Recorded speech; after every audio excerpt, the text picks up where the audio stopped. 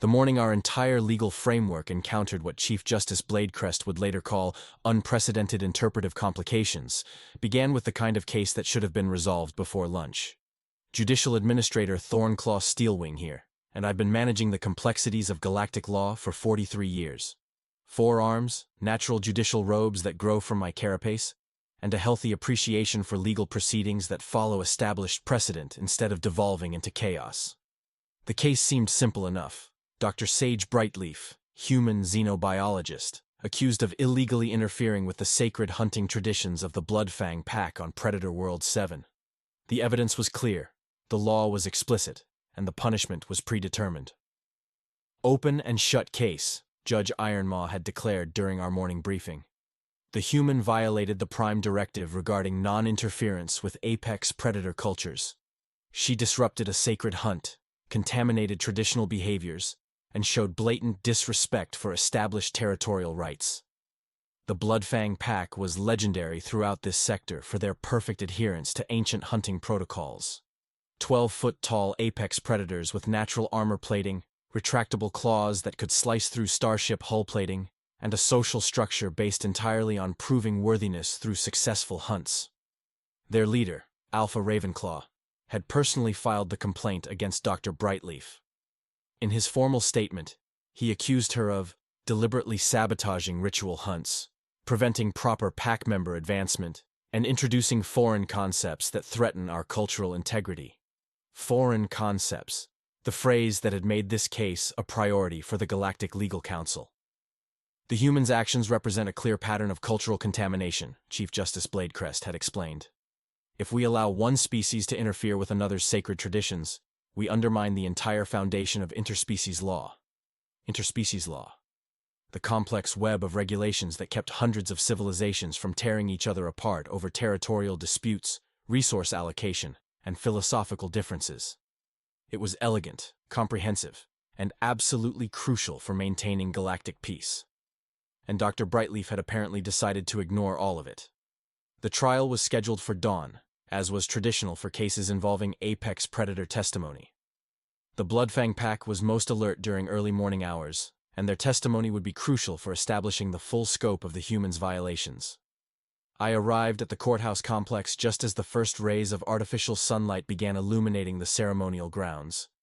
The facility had been specially modified to accommodate apex predator witnesses, with reinforced barriers, gravity-dampening fields, and enough security personnel to handle a small military engagement. "Thornclaw," called Captain Razorfang, head of courthouse security. "We need to discuss the special arrangements for today's proceedings." Special arrangements. In my experience, that phrase usually meant someone had forgotten to mention crucial details that would complicate everything. What kind of special arrangements, Captain? Well, the Bloodfang Pack insisted on bringing their entire extended family group. Apparently, cultural tradition requires the presence of all pack members when discussing sacred hunting violations. I felt my secondary stomach clench with dread. How many pack members are we talking about? 47 adults and 23 juveniles, plus their ceremonial hunting gear, territorial markers, and what they describe as evidence of cultural damage. 70 apex predators in a courthouse during a legal proceeding that could potentially inflame interspecies tensions. And Dr. Brightleaf? She's already here, sir. Been reviewing case documents since before dawn.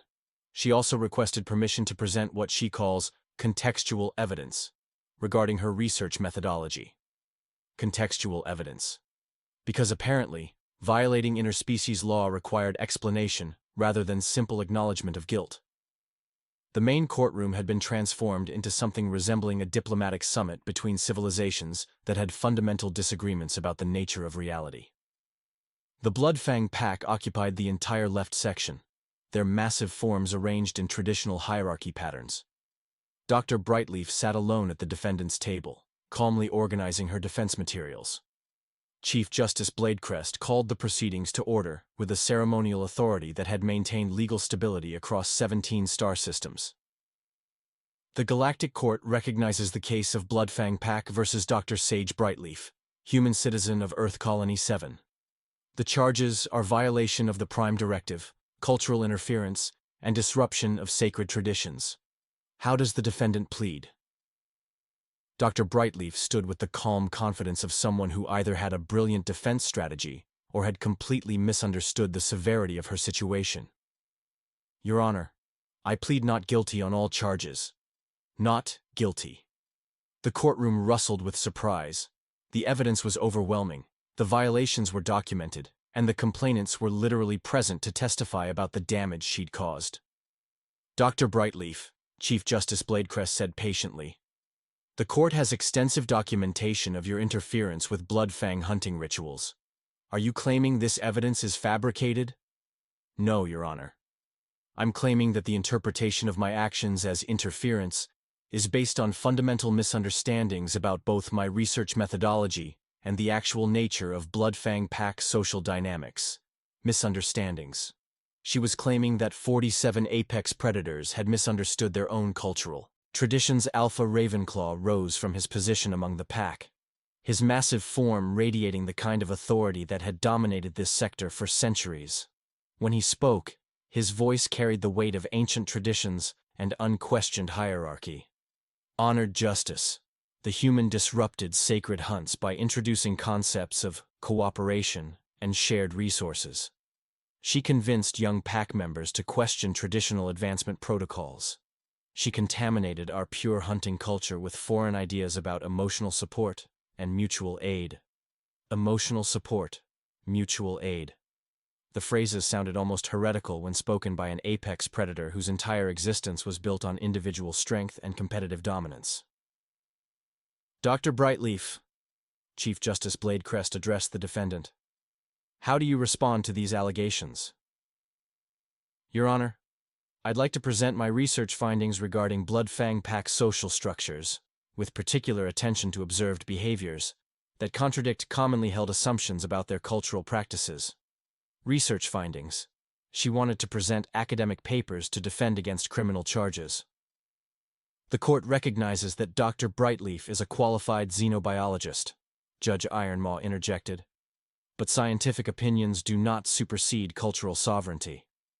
The bloodfang pack has the right to maintain their traditions without outside interference. Your Honor, Dr. Brightleaf replied with devastating academic politeness, I agree completely. Which is why I limited my activities to observation and documentation of existing behaviors rather than introducing new concepts. Existing behaviors. The phrase hung in the air like an unexploded gravitational mine. Doctor, Alpha Ravenclaw's voice carried a dangerous edge. You taught our young hunters to share prey with weaker pack members.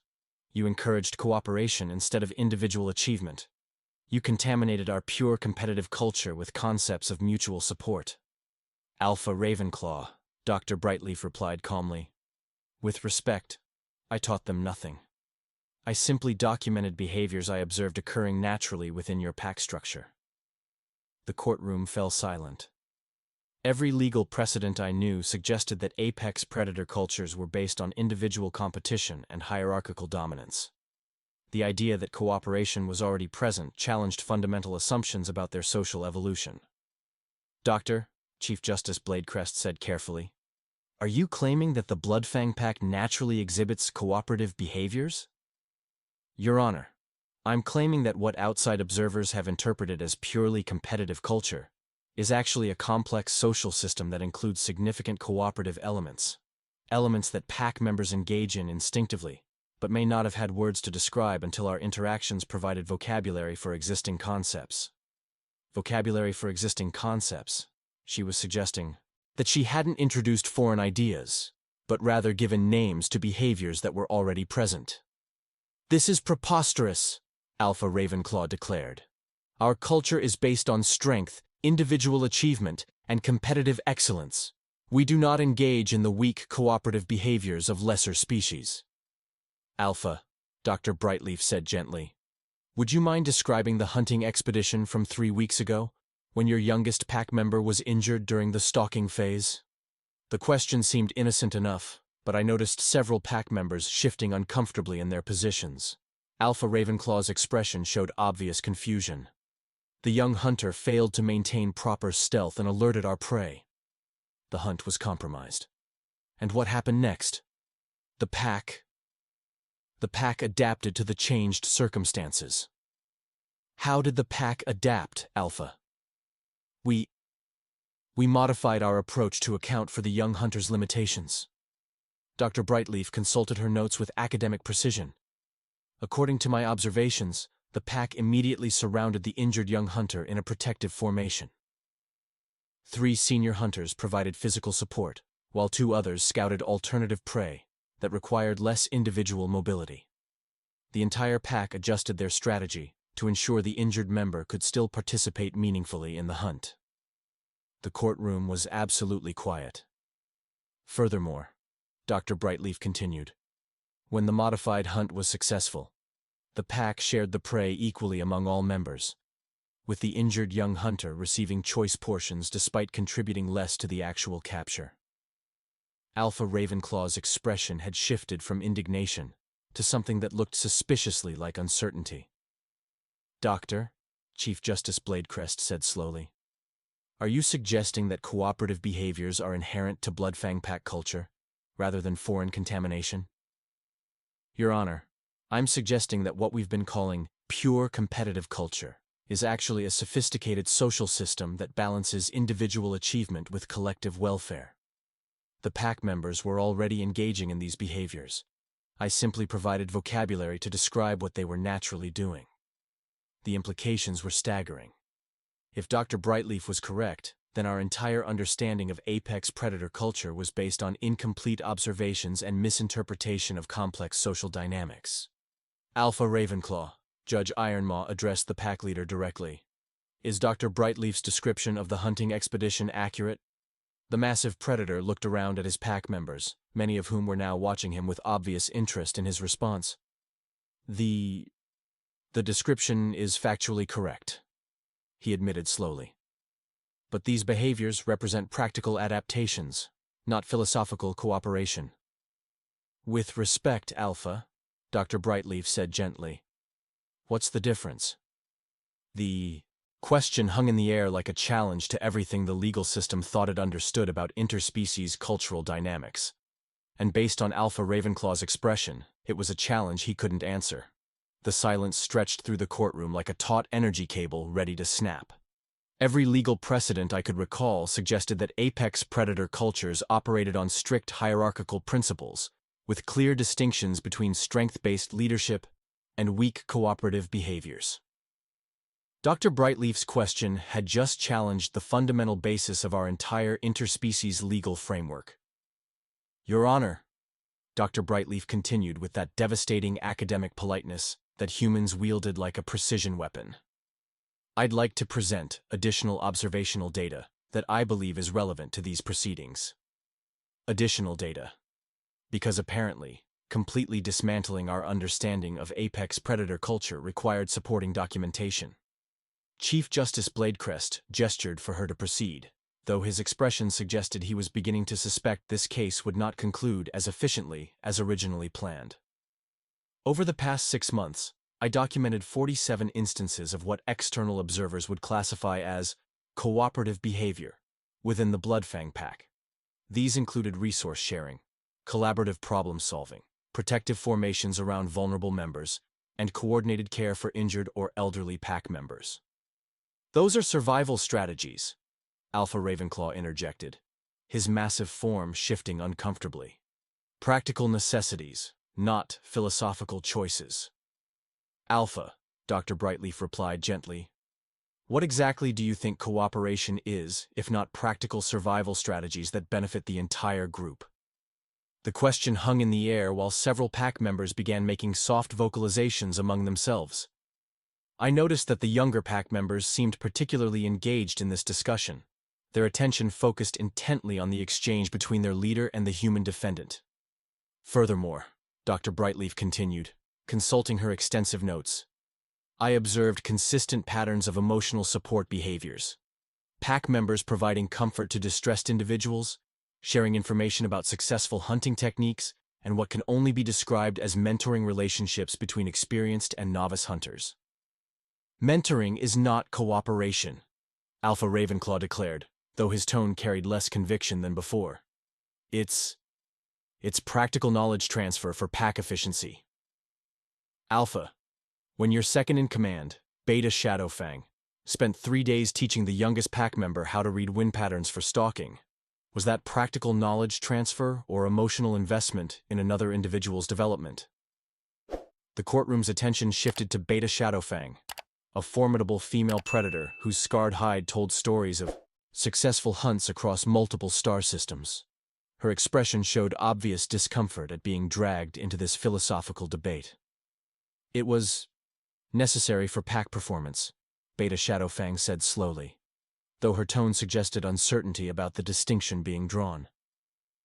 And when that same young hunter succeeded in his first solo kill, and you made those celebratory vocalizations that lasted for 3 hours, was that practical pack efficiency or emotional pride in another individual's achievement?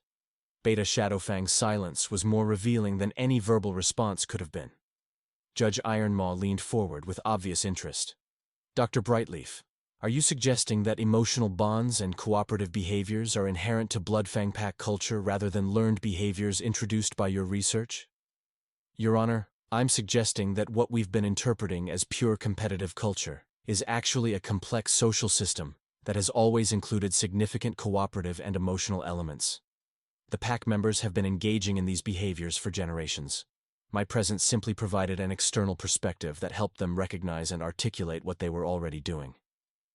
This is impossible, Alpha Ravenclaw muttered, though his protest lacked the commanding authority he'd displayed earlier. We are apex predators. We are defined by individual strength and competitive excellence. We do not engage in the weak emotional behaviors of lesser species. Dr. Brightleaf's response was to activate a holographic display, showing footage from her research observations. The images showed pack members engaged in unmistakably cooperative activities, sharing food, providing mutual grooming, playing together, and working in coordinated teams during hunts. Alpha, she said softly. This is footage of your pack during natural, unobserved moments. No external influence, no human interference. Just Bloodfang pack members being themselves. The evidence was overwhelming. Pack members caring for each other, supporting each other, working together with obvious emotional investment in each other's welfare. Everything that contradicted the traditional understanding of apex predator culture as purely competitive and individually focused. Your Honor, I said carefully, if Dr. Brightleaf's observations are accurate, then our legal framework's assumptions about apex predator cultural sovereignty may need revision. The implications were staggering. If cooperation and emotional bonds were natural to apex predator culture, then laws designed to protect their pure competitive traditions might actually be preventing them from expressing their authentic social nature. Alpha Ravenclaw looked around at his pack members, many of whom were watching the holographic evidence with obvious recognition, and something that looked suspiciously like relief. These behaviors, he said slowly, have always been part of our pack life, but we were taught that acknowledging them was weakness, that true apex predators suppress such tendencies. Who taught you that, Alpha? Dr. Brightleaf asked gently. The massive predator's silence was telling and terrifying. The silence that followed that question could have powered a small starship reactor. Alpha Ravenclaw's reluctance to answer suggested we were about to uncover something that would make this morning's revelations look like minor administrative adjustments. Alpha, Chief Justice Bladecrest said with the careful authority of someone navigating potentially explosive territory, the court requires a complete response. Who instructed your pack to suppress natural cooperative behaviors? Beta Shadowfang shifted uncomfortably before speaking. Your Honor, it was the Cultural Purity Council. They visited our territory when I was young, maybe 15 cycles ago. They told us that true apex predators were individually dominant, that cooperation was contamination from weaker species. The Cultural Purity Council, a governmental organization tasked with preserving authentic cultural practices across the galaxy. The same organization that had helped draft many of our current interspecies protection laws. The council representatives explained, Alpha Ravenclaw continued reluctantly, that our reputation as apex predators was being damaged by reports of cooperative behaviors. They said that if we wanted to maintain our territorial rights and cultural sovereignty, we needed to demonstrate proper predator characteristics. Proper predator characteristics. Defined by beings who had never been apex predators themselves. Dr. Brightleaf activated another holographic display, this one showing comparative behavioral data from other apex predator species across multiple sectors. Your Honor, my research indicates that similar cultural purification visits occurred on 17 different worlds, housing apex predator populations. In every case, natural cooperative behaviors were suppressed in favor of artificially enhanced competitive displays. 17 worlds. An entire campaign of cultural manipulation disguised as protection. Doctor, Judge Ironmaw said slowly, are you suggesting that the Cultural Purity Council systematically altered apex predator societies to conform to external expectations rather than preserving authentic traditions? I'm suggesting that what we've been calling traditional apex predator culture is actually a recent artificial construct imposed by well-meaning but misguided bureaucrats who thought they knew better than the cultures they were supposedly protecting. The implications were catastrophic for our legal system. Laws designed to protect cultural sovereignty had actually been enabling cultural destruction on a massive scale. Your Honor, Captain Razorfang interrupted through the courtroom's communication system. We're receiving urgent transmissions from multiple apex predator territories. Word about this trial has spread, and we're getting reports of unusual developments. Unusual developments. In my experience, that phrase meant someone needed to update their resume. What kind of developments, Captain? Sir, apex predator packs across 7 sectors are requesting permission to present evidence about similar Cultural Purity Council interventions. They're claiming that their authentic traditions have been suppressed for decades. 7 sectors. This was becoming a galactic incident. Furthermore, Captain Razorfang continued, several packs are reporting immediate resumption of previously forbidden cooperative behaviors. They're calling it cultural restoration. Chief Justice Bladecrest looked like someone whose comfortable worldview was experiencing rapid decompression. Dr. Brightleaf, what exactly have you unleashed here? Truth, Your Honor. The simple truth that cultures should be defined by the beings who live them, not by external observers who impose their assumptions on complex social systems. A commotion near the pack seating area drew everyone's attention. The youngest pack member, barely past adolescence, had approached the barrier separating the gallery from the court proceedings. Honored Justice, the young predator said in carefully pronounced standard. May I speak? Alpha Ravenclaw looked alarmed. Youngster, return to your position. This is not appropriate. With respect, Alpha, the young hunter replied. Dr. Brightleaf taught us that speaking truth is always appropriate. Dr. Brightleaf hadn't taught them anything. She'd simply given them permission to express what they'd always felt. Chief Justice Bladecrest granted permission for the testimony, and the young pack member stepped forward with obvious nervousness but determined purpose. Honored Justice, my generation has always felt incomplete. We knew there were ways of being that felt natural, but we were told these feelings were weakness. Dr. Brightleaf didn't teach us new behaviors. She showed us that our natural feelings weren't wrong. What natural feelings? Judge Ironmaw asked gently. Caring for each other, wanting to help when someone is hurt, feeling proud when packmates succeed, sharing resources because it makes the whole pack stronger. The young hunter's voice grew stronger with each word. These feelings have always been part of us. We just weren't allowed to act on them. The courtroom erupted in soft vocalizations from the pack members, sounds of agreement and recognition that needed no translation. Your Honor, Dr. Brightleaf said quietly, this is what authentic cultural expression looks like. Not the artificial competitive displays imposed by the Cultural Purity Council, but the genuine emotional bonds that these beings naturally form with each other. Alpha Ravenclaw stood slowly, his massive form radiating a different kind of authority than before. Not the imposed dominance of artificial hierarchy, but the natural leadership of someone trusted and respected by his community. Honored Justice, he said with obvious difficulty, I wish to withdraw our complaint against Dr. Brightleaf. Alpha, Chief Justice Bladecrest said carefully, Withdrawing the complaint would require unanimous pack consent. Cultural violation cases involve the entire community. Then we vote, Alpha Ravenclaw declared. All pack members, all voices heard, as it should have been from the beginning. The vote was swift and unanimous. Not a single pack member supported continuing the prosecution of Dr. Brightleaf. Instead, they requested permission to file formal complaints against the Cultural Purity Council for cultural suppression and forced behavioral modification. Your Honor, I said as the implications settled into my consciousness. This trial has revealed systematic violations of cultural sovereignty on a scale that could destabilize our entire legal framework. Indeed, Chief Justice Bladecrest replied grimly. Captain Razorfang, initiate emergency protocols for a galactic legal review. We need to examine every Cultural Purity Council intervention over the past 20 years. Sir. Captain Razorfang's voice carried obvious strain.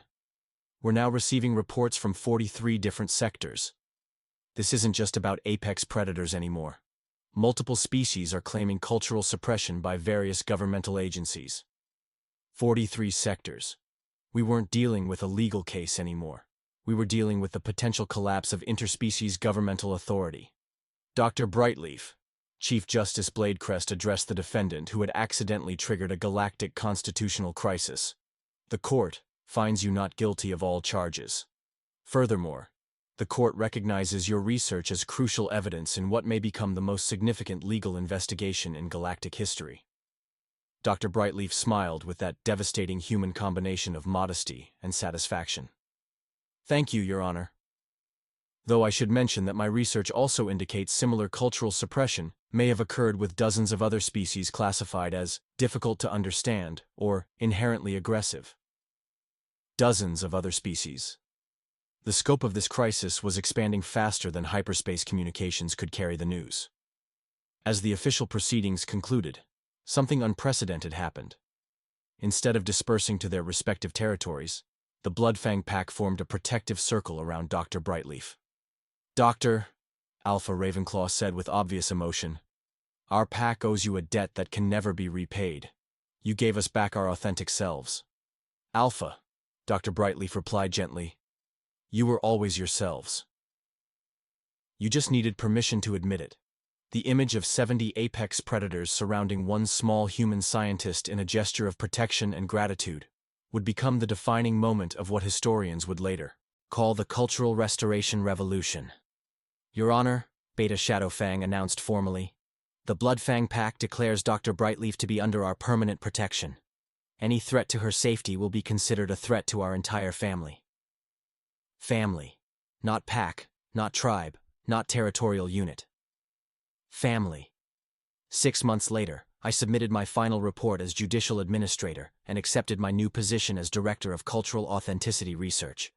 The Cultural Purity Council had been disbanded, their interventions revealed as systematic cultural genocide, disguised as protection.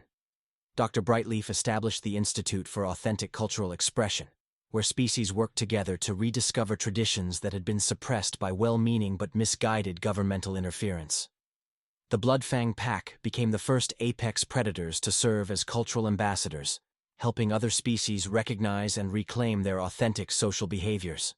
And across the galaxy, beings who had been forced to suppress their natural emotions and cooperative instincts finally had permission to be themselves.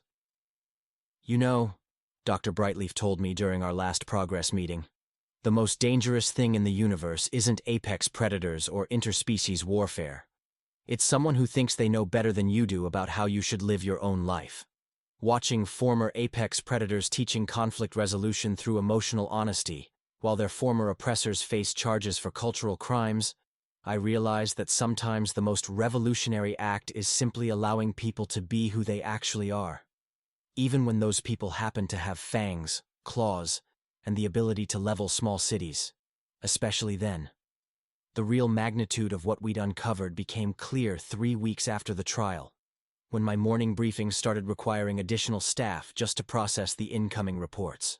Administrator Steelwing, Captain Razorfang announced through my communicator with barely controlled excitement, you need to see the latest transmission from the Spiral Arm Cultural Research Division. I made my way to the main communication center, where screens displayed a cascade of incoming data that would have been overwhelming if it wasn't so fascinating. Reports from research stations, governmental facilities, and independent observers across the galaxy were painting a picture of systematic cultural manipulation that made our original case look like a minor administrative oversight. "What are we looking at, Captain?"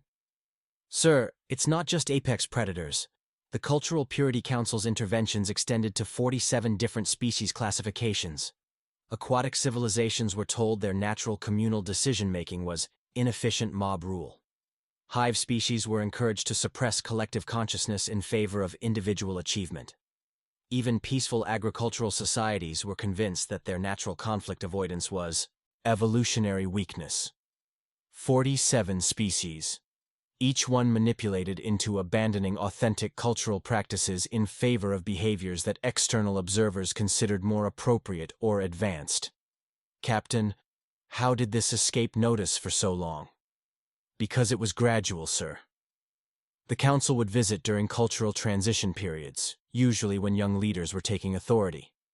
They'd present themselves as helpful advisors offering guidance on optimal cultural development based on extensive research into successful civilizations. The communication array activated to show Director Crystalwing of the Spiral Arm Cultural Research Division, her usually composed features showing obvious distress.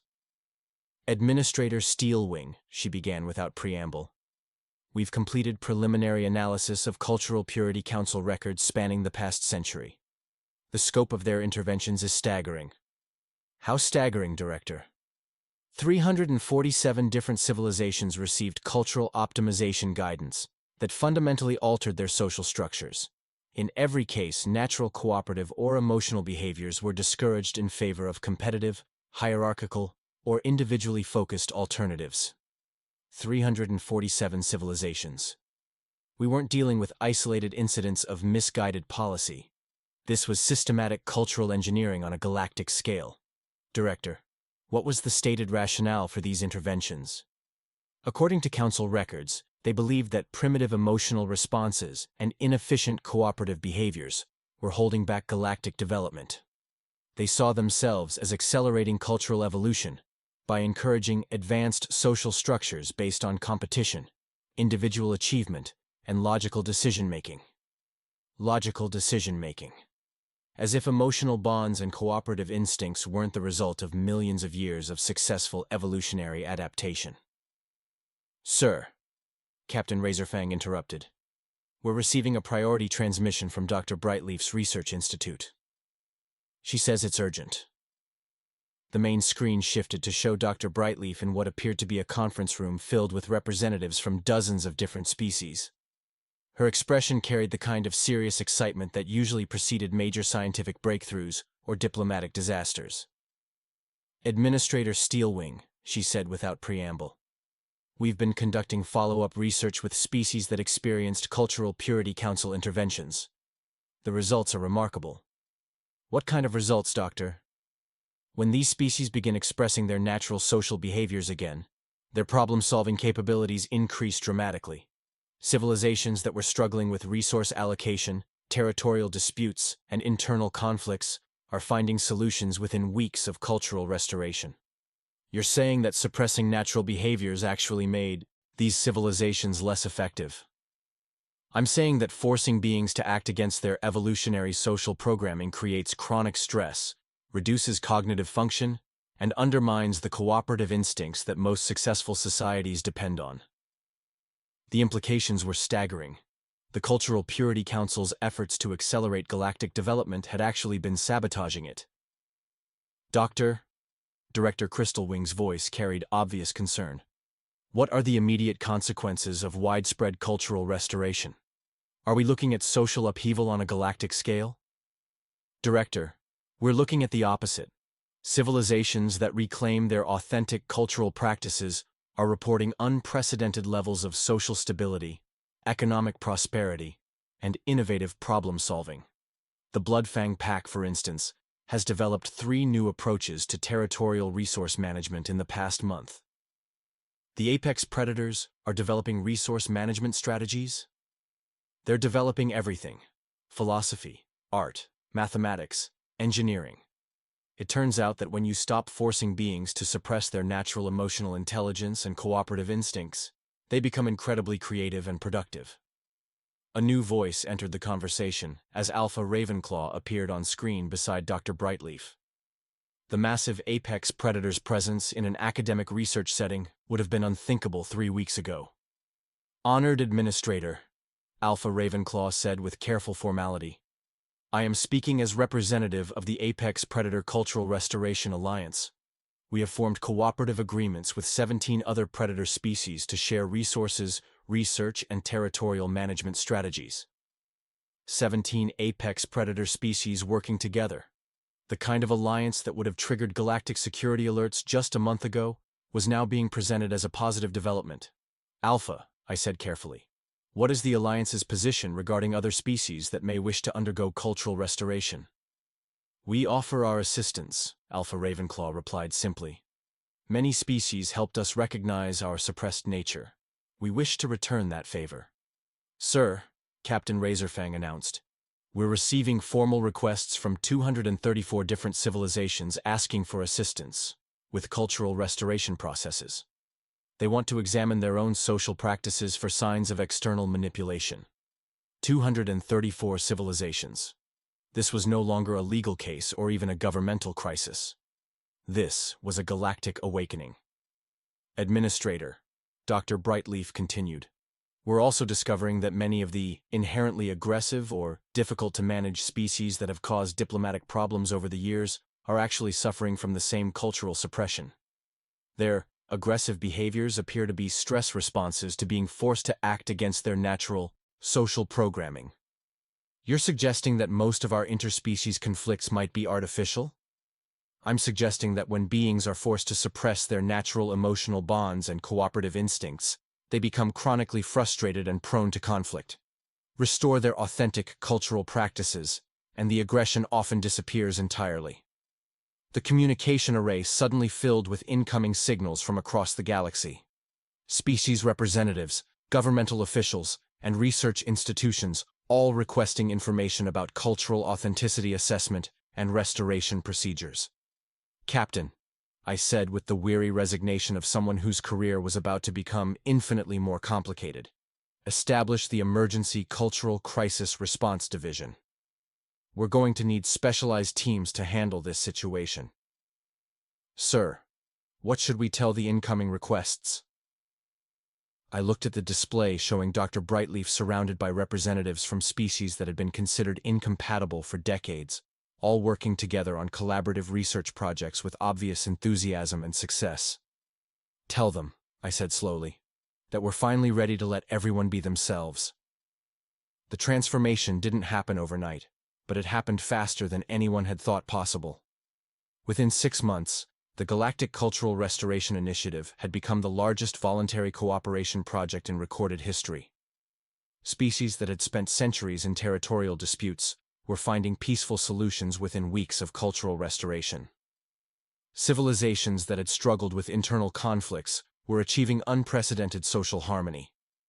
And technologies that had seemed impossible were being developed through collaborative research between species that had never successfully worked together before. "You know what the most remarkable thing is?" Dr. Brightleaf told me during one of our regular progress meetings. "None of this required new technology, new laws, or new governmental structures.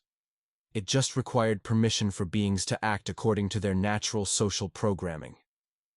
Watching former enemies collaborating on projects that benefited everyone, I realized that the greatest discovery in galactic history wasn't faster-than-light travel, energy manipulation, or artificial intelligence. It was the simple recognition that every species, no matter how different or dangerous they might appear, just wanted to be accepted for who they actually were, rather than who others thought they should be. And sometimes, that's all it takes to change the universe."